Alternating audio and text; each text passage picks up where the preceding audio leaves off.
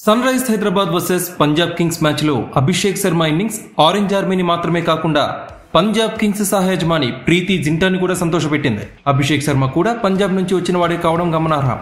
ఈ విధంగా ప్రీతి జింటా తన ప్రత్యర్థి జట్టు ఆటగాడి పట్ల ఫిదా అయిపోయింది. మ్యాచ్ తర్వాత ప్రీతి జింటా అభిషేక్ ని కలవడమే కాకుండా అతనికి శుభాకాంక్షలు తెలుపుతూ అభిషేక్ తరహాలో వేడుక కూడా చేసుకుంది. మైదానంలో కనిపించిన ఈ చిత్రాలు, వీడియోలు సోషల్ మీడియాలో వైరల్ అవుతున్నాయి. Preity Zinta social media platform X వేదికగా కూడా అభిషేక్ ని ప్రశంసిస్తూ ఒక పోస్ట్ కూడా పంచుకున్నారు.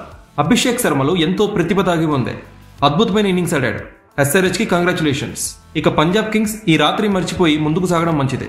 ఇది టోర్నమెంట్ ప్రారంభం. ఇలాంటి మ్యాచ్ల నుంచి మనం నేర్చుకుని ముందుకు సాగాలని పంజాబ్ కింగ్స్ ఆటగాళ్లలో నైతిక స్థైర్యాన్ని దింపింది ప్రీతి జింటా. ఇక ఈ మ్యాచ్ అనంతరం తన సెంచరీ క్రెడిట్ ని అభిషేక్ శర్మ తన గురువు యువరాజ్ సింగ్ తో పాటు captain Pat Cummins, SRH management కి డెడికేట్ చేశాడు.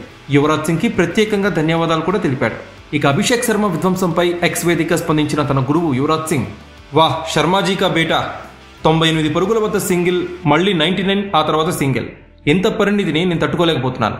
అద్భుతంగా ఆడావు అభిషేక్ శర్మ. ట్రావిస్ హెడ్ కూడా బాగా ఆడాడు.